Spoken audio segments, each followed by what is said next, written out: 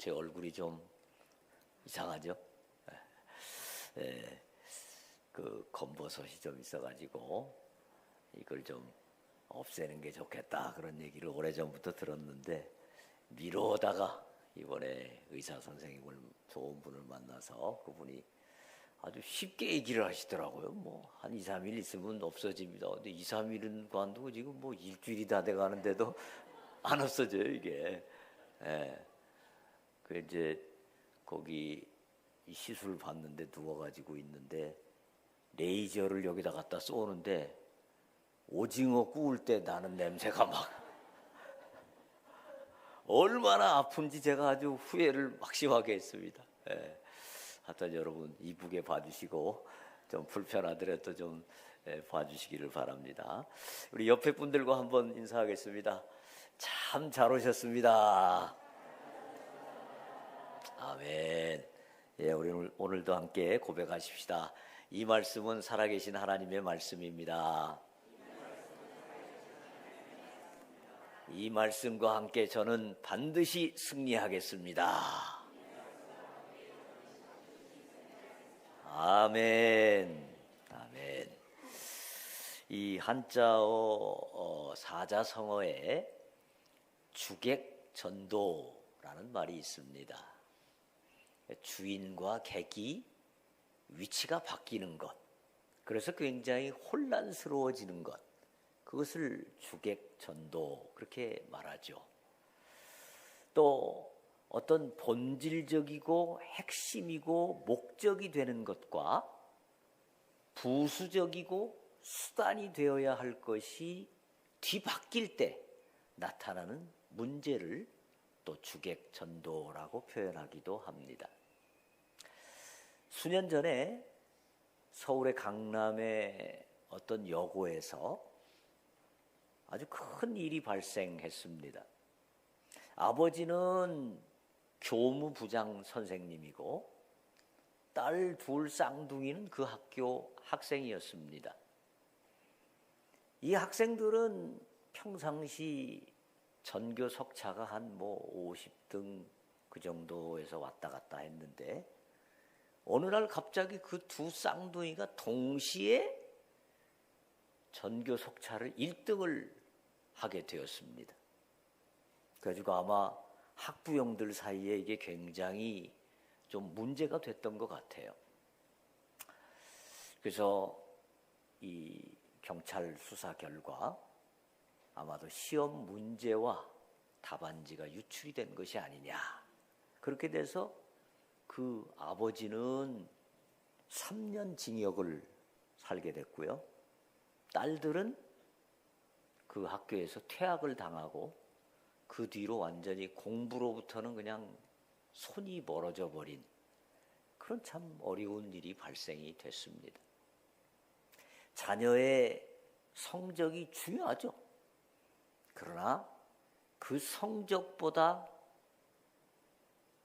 더 중요한 인간의 도덕, 인간의 윤리, 인간으로 해야 할 일을 하지 아니하고 성적을 그거보다 높일 때 거기에서 이런 비참한 문제가 발생되는 것을 우리가 보게 됩니다. 주객전도, 꼭 있어야 할 것, 목적이 되어야 할 것과 그것을 위해서 할 수 있는 수단과 방법을 서로 뒤바꿀 때 나타난 문제의 한 모습이라고 할 수 있겠습니다. 오늘 본문에 보면 우리는 주객이 전도되는 그런 모습을 보게 됩니다. 먼저 오늘 본문 16장 13절 같이 한번 읽어보겠습니다. 시작. 집 하인이 두 주인을 섬길 수 없나니 혹 이를 미워하고 저를 사랑하거나 혹 이를 중히 여기고 저를 경히 여길 것임이니라. 너희는 하나님과 재물을 겸하여 섬길 수 없느니라. 아멘. 너희는 하나님과 재물을 겸하여 섬길 수 없다. 하나님이 나의 주인이 되시든지 아니면 돈이 나의 주인이 되든지 둘 중에 하나지 둘을 동시에 섬길 수 없다. 이렇게 말씀하셨습니다. 그러자 바리새인들이 14절에 이렇게 반응합니다. 바리새인들은 돈을 좋아하는 자들이라 이 모든 것을 듣고 비웃거늘. 예수님께서는 하나님이 우리의 주인이 되셔야 된다, 그렇게 말씀하시는 거죠.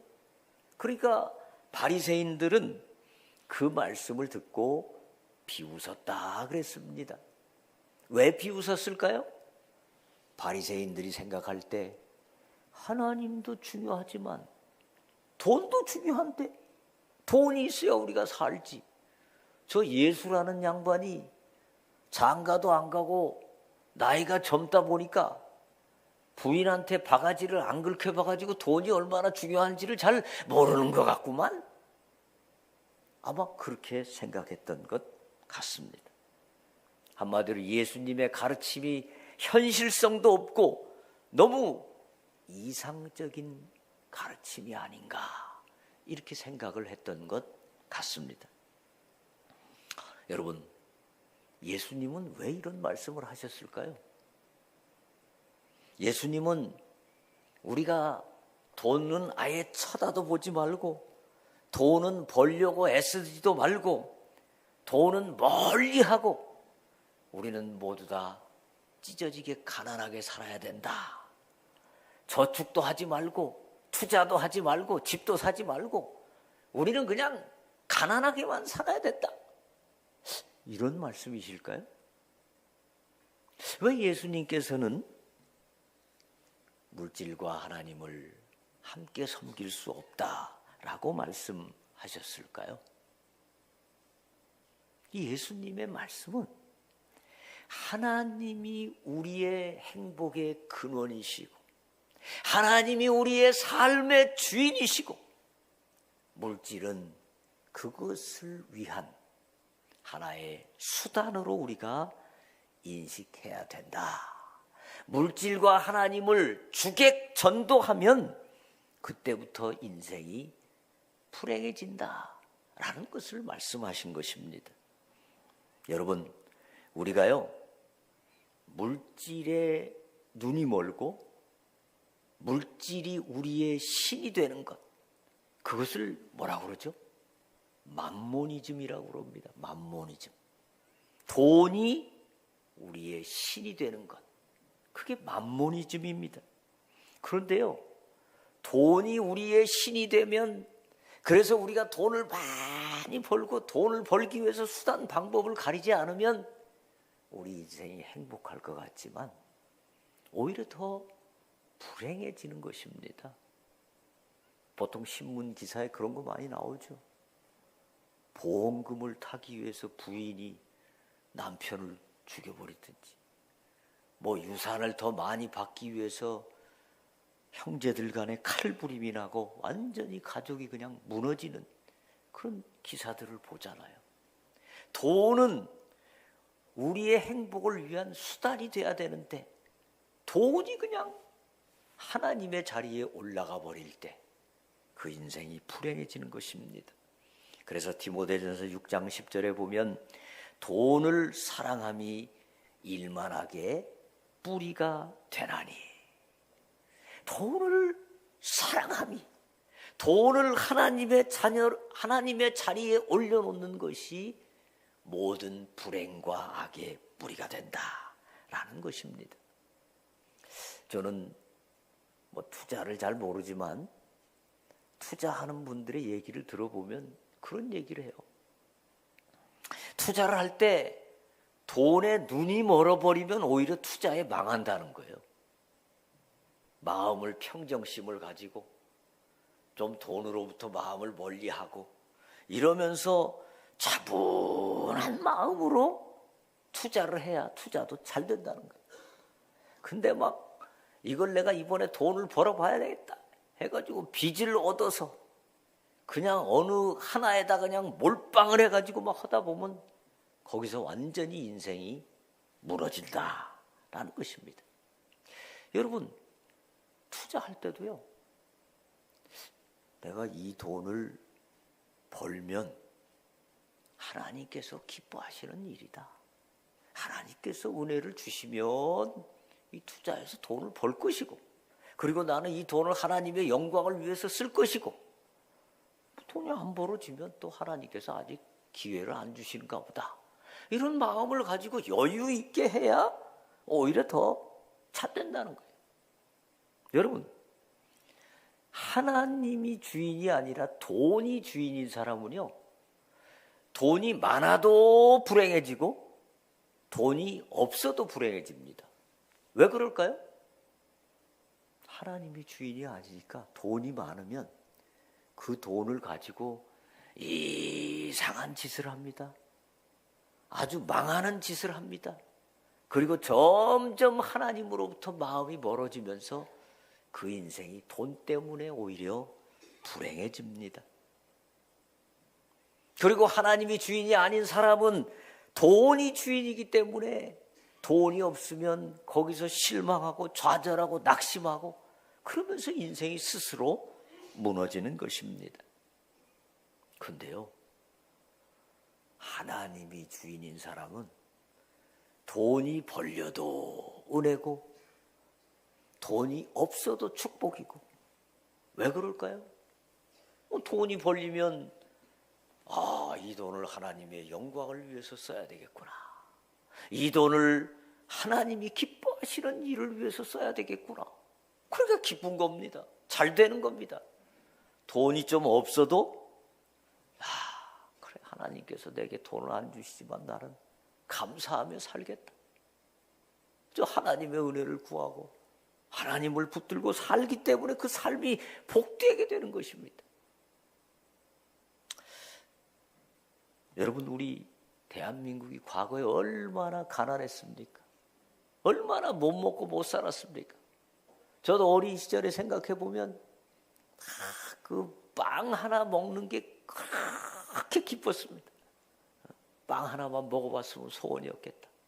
그 다음에 짜장면, 짜장면이 얼마나 맛있는지, 짜장면 한 그릇만 먹어봤으면 소원이었겠다. 요새는 제가 부자가 돼가지고 짜장면을 평생 먹어도 괜찮을 정도로 돈이 많습니다. 여러분도 그러시죠?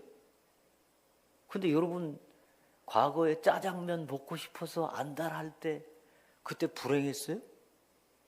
아니요. 그때는 그때대로 또 행복했어요.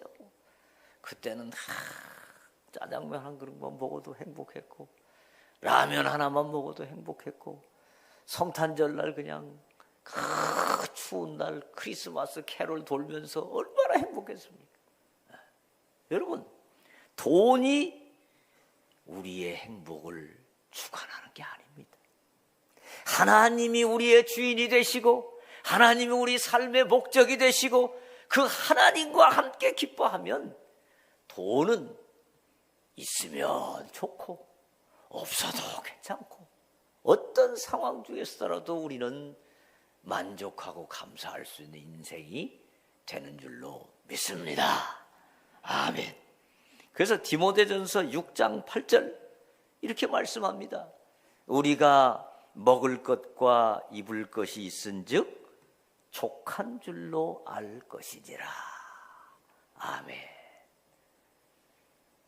먹을 것 있고 입을 것 있고 우리 가족 살 수 있으면 감사하고, 그러면서 열심히 일하다 보면 하나님께서 또 필요한 물질도 우리에게 주시고 어떤 상황 중에서도 늘 자족하며 감사하는 저와 여러분 되시기를 주의 이름으로 축원합니다.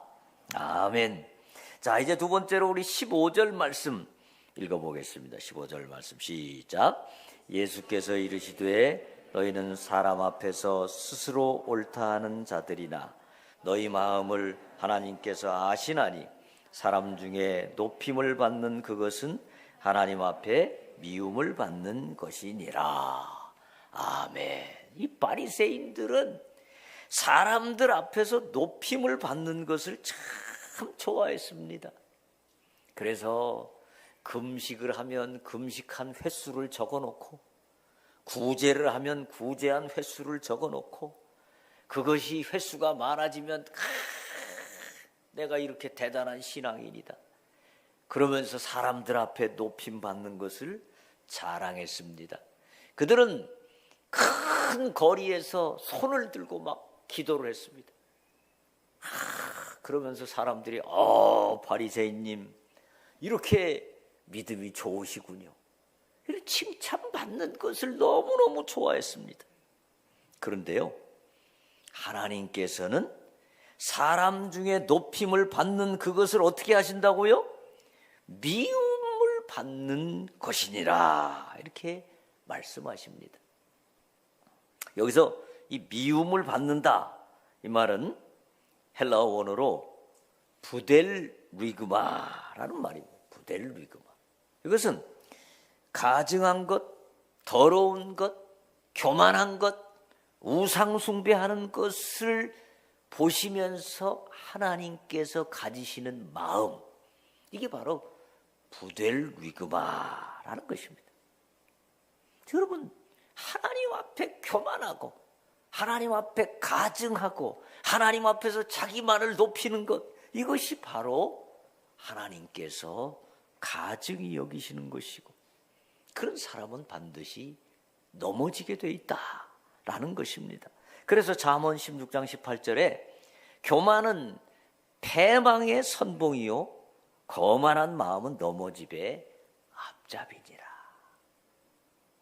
여러분, 그럼 우리는 사람들 앞에서 존귀한 인생이 되고 존경을 받고 칭찬받는 것, 그것 자체가 나쁜 것일까요? 우리 그럼 칭찬도 받지 말고 뭐 존귀하게 되지도 말고 그저 맨날 비천하게만 살아야 되는 것일까요? 왜 예수님은 이런 말씀을 하시는 걸까요? 여기서 중요한 것은 하나님이 영광을 받으시는 것이 주된 것이고 목적이고 우리가 높아지고 우리가 존귀하게 되는 것은 나중이어야 된다라는 것이죠. 주객 전도가 일어나면 안 된다라는 것입니다. 근데 이 바리새인들 같은 경우에는 하나님이 영광 받으시고 하나님의 뜻이 무엇인지는 뒤로 하고 자기가 높아지고 자기가 인기가 좋아지고 자기가 출세하고 이것만 관심이 있었다라는 것입니다. 하나님을 이용해서 하나님이 어떻게 하든지 간에 나만 높아지면 되는 이런 주객 전도가 일어났기 때문에 하나님께서 가증히 여기시는 것입니다. 미국에서 남북전쟁이 한창 진행될 때 링컨 대통령의 보좌관들이 이런 얘기를 했다고 합니다. 각하, 우리는 하나님께서 우리 북군의 편이 되셔서 우리가 승리하게 해달라고 간절히 기도합니다. 맞는 말 같죠? 하나님께서 우리 편이 되셔서 우리가 승리할 수 있도록 기도합니다. 그때 링컨이 이렇게 대답을 했다고 합니다. 그렇게 기도하지 마십시오. 하나님께 우리 편이 되어 달라고 기도하지 말고 우리가 항상 하나님 편에 서 있게 해달라고 기도하십시다. 링컨도요, 전쟁에 승리하고 싶었을 겁니다. 링컨도요, 그래서 자기의 인기가 올라가기를 원했을 겁니다. 자기가 훌륭한 대통령이라는 칭찬받기 원했을 겁니다. 그러나 링컨의 관심은 내가 전쟁에 이기느냐, 내가 출세하느냐, 내가 인기가 올라가느냐, 그것보다 더 중요한 것은 과연 내가 하나님의 뜻에 합당한 삶을 살고 있는가? 하나님의 뜻이 합당하고 하나님의 영광이 되는 삶을 산다면 그 삶은 복된 삶입니다. 그런데 내가 출세하기 위해서, 내가 인기가 올라가기 위해서 하나님의 뜻은 뒤로 져버리고 오직 나만을 위해서 산다면 그것이 바로 주객이 전도된 것 아닐까요? 여러분, 바리새인들 자꾸 자기를 높이고 하나님께 관심이 없는, 그러면서 교만한 모습이 드러나니 얼마나 볼품 없습니까? 우리는 하나님께서 필요하면 우리를 높이십니다. 우리는 우리 자신보다 하나님을 높여드리고 하나님의 뜻을 생각하고 하나님께 영광을 돌려드리다 보면 하나님께서 필요하면 높여주십니다. 시편 75편 6절과 7절은 이렇게 말씀합니다. 무릇 높이는 일이 동쪽에서나 서쪽에서 말미암지 아니하며 남쪽에서도 말미암지 아니하고 오직 재판장이신 하나님이 이를 낮추시고 저를 높이시느니라. 아멘. 하나님의 뜻을 따라서 하나님을 높이다 보면 우리의 삶도 자연스럽게 복되고 존귀한 삶이 될 줄로 믿습니다. 우리 교회에서도 마찬가지입니다. 우리 교회에서도 자꾸 나를 높이려고 하고 내 인기를 얻으려고 하고 어떻게든지 나를 잘 보이려고 하는 그런 모습보다는 하나님을 높여드리고 링컨 대통령처럼 하나님의 뜻이 과연 어디에 있는가 그것을 위해서 나 자신을 희생하고 헌신할 수 있는 사람, 그런 사람들이 있는 교회, 그런 사람들이 많아지는 교회가 될 때 우리 하나님, 우리 교회를 통해서 영광 받으시고 우리 교회에 속한 모든 지체들을 하나님께서 복되게 해주실 줄로 믿습니다. 아멘. 자, 이제 16절 우리 같이 한번 읽어보겠습니다. 16절 시작. 율법과 선지자는 요한의 때까지요 그 후부터는 하나님 나라의 복음이 전파되어 사람마다 그리로 침입하느니라. 아멘. 이 율법과 선지자라는 말은 구약 성경의 또 다른 표현입니다. 구약 성경을 율법과 선지자라고 말하기도 합니다. 그러니까 구약 성경에는 요한의 때까지다. 그러니까 구약 성경에서는 어떻게 천국에 들어간다고 말씀합니까? 우리가 율법을 잘 지킴으로 우리의 행위로 천국에 들어간다고 말씀합니다. 그런데 그 후부터는 하나님 나라의 복음이 전파되어 사람마다 그리로 침입하느니라. 이제 세례 요한의 이후, 즉 예수님이 오신 이후로는 복음으로 하나님의 나라에 들어가게 된다라는 것입니다. 복음이 뭡니까? 복음은 내 공로가 아니라 내 행위가 아니라 우리 주님이 흘려주신 피로 주님의 보혈로 구원을 받게 되고 주님의 보혈로 하나님의 자녀가 되고 주님의 보혈로 천국에 들어간다.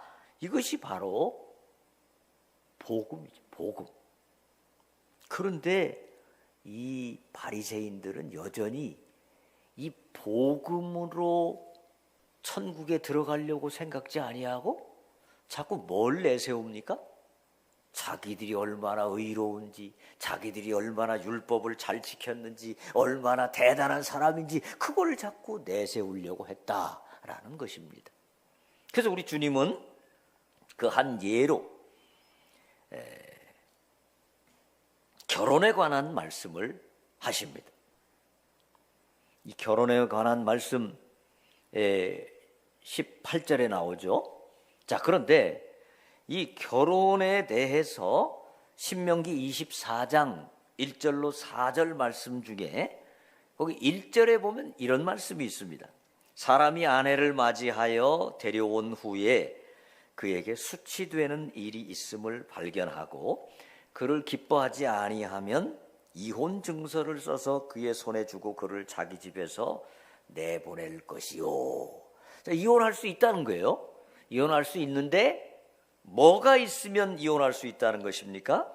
수치되는 일, 부인에게 수치되는 일이 있으면 이혼할 수 있다. 그런데 그러면 수치되는 일이 뭐냐? 여기에 대해서 바리새인이 힐렐 같은 학자는 이렇게 해석을 했습니다. 부인의 음식 솜씨가 마음에 들지 않을 때, 또 부인의 목소리가 너무 커서 이웃 집에 들릴 정도로 클 때, 목소리가 큰 것도 문제가 되는 문화예요. 하여튼 이런 조건을 내세워서 그때는 이혼하고 증서를 주면 된다, 이렇게 설명을 했습니다. 그러니까 이 바리새인들은 하나님 말씀의 그 본뜻을 생각지 아니하고 자기들은 율법의 의로 천국을 가야 되니까 어떻게 하든지 자기들을 정당화하는 겁니다. 이혼하면서도 이런저런 조건을 내세워가지고 자기들을 율법으로 흠이 없는 사람으로 정당화하는, 이것이 바로 바리새인들의 잘못이다라는 것입니다. 우리가 율법으로 하나님 앞에 의롭다함을 받을 수 있을까요? 저 재래식 화장실에 있던 그 구더기가 아무리 깨끗하게 목욕을 10번 한다고 그 구더기가 우리와 함께 살 수 있을까요? 제가 이번에 얼굴 이거 하면서 깜짝 놀란 게 있습니다. 제가 얼굴이 비교적 그래도 피부가 좋다고 생각했는데, 검버섯만 있다고 생각했는데, 이거 보세요. 온 천지 빼꼼한 데가 없습니다. 이렇게 티가 많고 흠이 많은 겁니다. 우리가 하나님 앞에, 하나님의 심판대 앞에 서면 우리의 죄가 백일하에 다 드러날 거예요. 우리의 의로, 우리의 행위로 우리가 결코 하나님을 만족시킬 수 없습니다. 그렇기 때문에 우리는 복음이 필요한 것이고, 그렇기 때문에 우리는 하나님의 은혜가 필요한 것입니다. 자, 그러니까 은혜가 먼저고 은혜가 핵심이고 우리의 행위는 다음입니다. 그러니까 율법이 여전히 필요합니다. 누가복음 16장 17절 오늘 본문에 보면, 그러나 율법의 한 획이 떨어짐보다 천지가 없어짐이 쉬우리라. 우리 주님은 은혜로 우리가 구원에 들어간다라고 말씀하시면서 또 한편으로는 뭐라고 말씀하세요? 율법이 한 획이 떨어짐보다 천지가 없어짐보다 쉬우리라. 여러분, 그러면 은혜와 율법은 어떤 관계일까요? 뭐가 더 중요한 것일까요? 우리는 은혜가 더 중요합니다. 우리는 은혜로 구원을 받고 은혜가 있을 때 하나님의 자녀가 되는 것입니다. 그러면 율법은 왜 필요합니까? 은혜 받은 자녀가 하나님이 우리에게 무엇을 원하시는가를 알고 가이드라인으로 우리에게 주신 것이 바로 율법이고, 그것을 순종할 때 우리의 삶은 또 복되게 되는 것입니다. 그런데 이 바리새인들은 이 원천인 율법, 이 하나님의 은혜를 뒤로 하고 율법을 자꾸 내세운 데 문제가 있었던 것입니다. 여러분, 우리는요, 은혜가 진짜 깨달아지고 은혜가 날마다 우리 속에 충만하게 되면 하나님의 말씀을 순종하는 것이 쉬워집니다. 하나님의 말씀을 순종하는 것이 기쁩니다. 감사함으로 할 수 있습니다. 은혜가 떨어지면, 은혜가 없으면 하나님의 말씀을 순종하는 것도 힘들고 귀찮고 괴롭고 손해보는 것 같고 그렇습니다. 여러분, 자녀가 아버지 어머니의 사랑과 은혜를 깊이 깨달으면 깨달을수록 그 자녀는 효자가 되는 겁니다.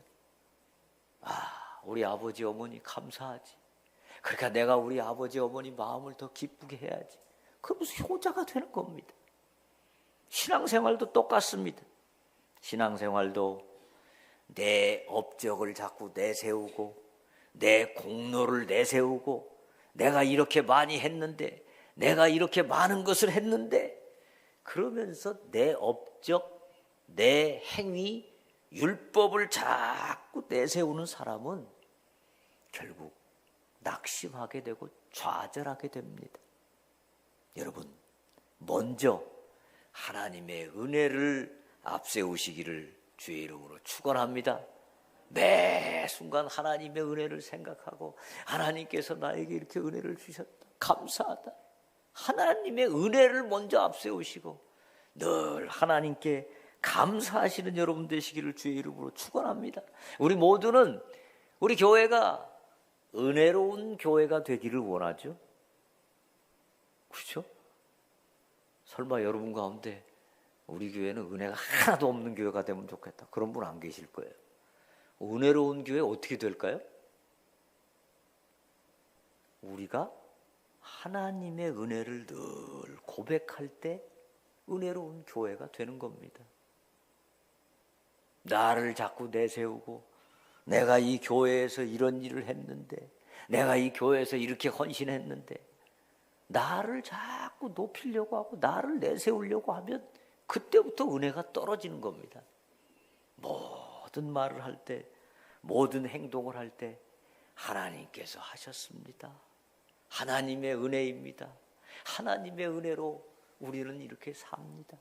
늘 하나님을 높여드리고 하나님을 인정하고 하나님을 올려드리고 하나님의 은혜를 먼저 말할 때 우리 교회의 은혜가 넘치고 우리 개인의 삶에도 은혜가 넘칠 줄로 믿습니다. 아멘. 바리새인의 주객전도 무엇입니까? 하나님의 자리에 돈을 올려놓았습니다. 그리고 하나님의 영광의 자리에 내 영광과 내 인기를 올려놓았습니다. 하나님의 은혜를 말해야 될 때 내 업적과 내 자랑을 올려놓았습니다. 이게 바리새인들만의 일일까요? 아마 우리도 때로 이런 유혹을 받게 될지 모릅니다. 바리새인들처럼 나도 모르게 하나님보다 나를 더 앞세우고 주객이 전도되면서 우리 삶이 하나님의 뜻으로부터 멀어질 수 있습니다. 오늘 말씀을 생각하면서 바리새인들의 주객 전도가 일어나지 않도록 우리 자신을 늘 돌아보고 살펴보고 그러면서 하나님을 늘 높여드리고 하나님을 존귀하게 여기고 하나님의 은혜를 앞세워서 그 은혜로 말미암아 우리의 삶이 복된 삶이 되시기를 주의 이름으로 축원합니다.